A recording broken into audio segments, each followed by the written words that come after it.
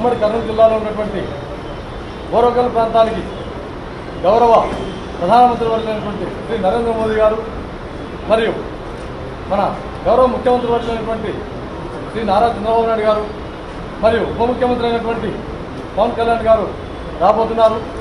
ఈ సమావేశం యొక్క ముఖ్య ఉద్దేశం ఏంటంటే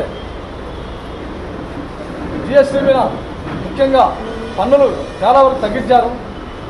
ఆ వ్యవస్థ గురించి ప్రజలకంతా తెలియాలని చెప్పేసి, ఎందుకంటే దేశమంతా ఈ పన్నులు తగ్గించారు. అన్ని రకాల వస్తువుల మీద రేటు తగ్గించడం జరిగింది. ప్రతి కుటుంబానికి 3,000 నుంచి దాదాపు 15,000 వరకు మిగులుబాటు అయ్యే విధంగా నరేంద్ర మోదీ గారు గొప్ప సంస్కరణలు తీసుకొచ్చారు. అందులో భాగంగా దేశవ్యాప్తంగా ఉండేటువంటి ప్రాంతాల్లో అయితే మన రాయలసీమలో ఎస్పెషల్లీ కర్నూలు జిల్లాకు రాబోతున్నారు ఈ జిఎస్టీ గురించి గౌరవ ప్రధానమంత్రి వర్యులు వివరించడానికి. అంతేగాక మేము పార్లమెంట్ సమావేశాలు ఉన్నప్పుడు కూడా బైరెడ్డి శబరి గారైతేనేమి మేమైతేనేమి స్వయంగా వెళ్ళి ప్రధానమంత్రి వర్యులు కూడా కలవడం జరిగింది. ఒకసారి మా శ్రీశైలాన్ని సందర్శించండి సార్ అని చెప్పని పలు దఫాలుగా అడిగాం కూడా. అందులో భాగంగా మన కర్నూలు జిల్లాకు రేపు జిఎస్టీ కార్యక్రమానికి వస్తుంది. ముందుగా చాలా సంతోషదాయకంగా ఉంది.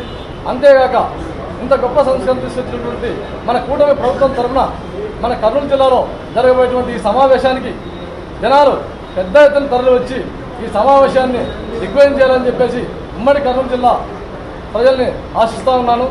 అంతేగాక మీరంతా ఒకసారి ఆలోచించాలా, మనకు కడప జిల్లాలో మహానాడు జరిగింది.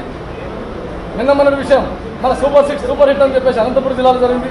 మన కర్నూలు జిల్లా గడ్డ మీద రేపు జరగబోయేటువంటి, ఎందుకంటే ప్రధానమంత్రి వర్యులు మరియు ముఖ్యమంత్రి వర్యుల సమక్షంలో ఇరువురు సమక్షంలో కూటమి ప్రభుత్వంలో ఉన్నటువంటి అధినేతలందరూ మన జిల్లాకు వస్తున్నారు కాబట్టి ఖచ్చితంగా ఈ సమావేశాన్ని మనం దిగ్విజయవంతం చేసుకోవాలి. కాబట్టి తండోపతండాలుగా మన కర్నూలు జిల్లా నుంచి ప్రజలంతా వచ్చి ఈ సమావేశాన్ని అద్భుతంగా ఆశీర్వదించాలని చెప్పేసి కోరుకుంటూ సెలవు తీసుకుంటాను.